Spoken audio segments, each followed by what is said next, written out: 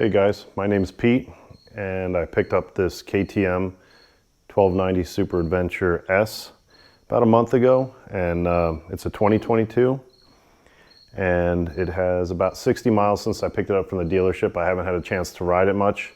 Hope to fix that soon. I'm going on about a 300-mile ride tomorrow morning is the plan. Before then I'm going to put a bunch of accessories on it, but just my initial impression of the bike off the bat, it's an outstanding bike. It's extremely fast, extremely powerful. It does have a couple of things that I plan on remedying or fixing. Number one is the seat. So 60 miles from the dealership to my house, and I live in West Virginia, and by the time I got to my house, about an hour or so later, I could not feel my butt cheeks. So the seat is extremely hard, both the front and back. There's two separate pieces here.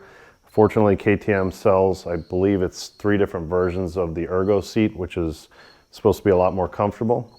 So I bought the high version, which I'm hoping will give me the most padding, both heated in the front and the rear. And I'm gonna put that on. I figured I'd put the high version on. I'm 6 foot tall, 225 pounds. I have the stock seat in the high position now, and I can flat foot the bike. If I drop this down to the lowest position and put the seat that's I think an inch or an inch and a half thicker on, should be just fine, and hopefully a lot more comfortable.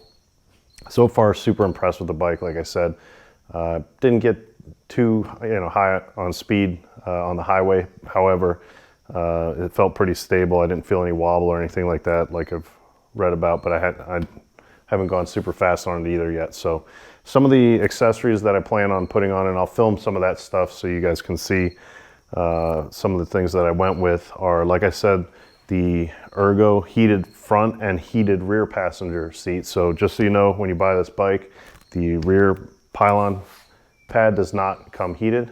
So I plan on changing that out.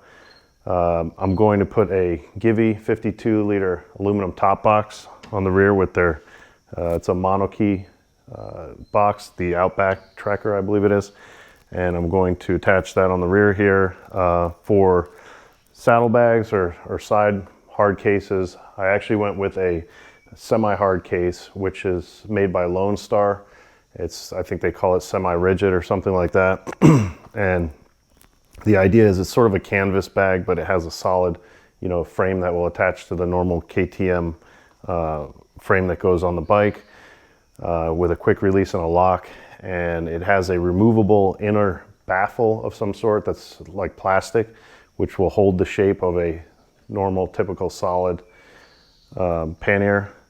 And you can remove that and collapse them flat, which is pretty neat. The other thing I like about it is if I drop the bike and I have forward momentum, there's less chance of crushing my leg or something like that with than you have with a hard bag. So I'm going to put those on. I have new tires for it. They're the Dunlop Trail Max Missions, I believe they're called. I might have got that wrong, but I'll do a video on that too once I get them on. This is the tire that's on here is more of an 80 or a 90/10, I believe, street versus off-road. I'm going to more of a 50/50. I got some front crash bars or engine crash bars for the bike made by Heed. I had a hard time finding ones that were in stock, the KTM version, the OEM, I guess.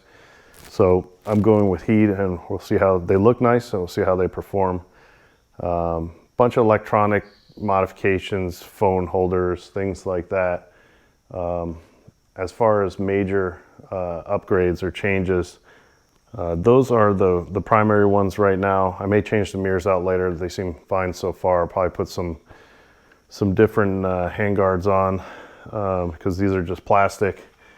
But so far, awesome bike. Haven't ridden it a whole lot. I love what I've seen with the electronics, and I'll be following up with some riding videos and then videos of the installation. I won't get into probably all the details or nuts and bolts of each installation, but I'll probably go through any problems I had, you know, before, during, and after, and show you guys what it looks like. So appreciate you guys watching. If you have any questions, please drop them in the comments below, and I'll be happy to answer. Take care.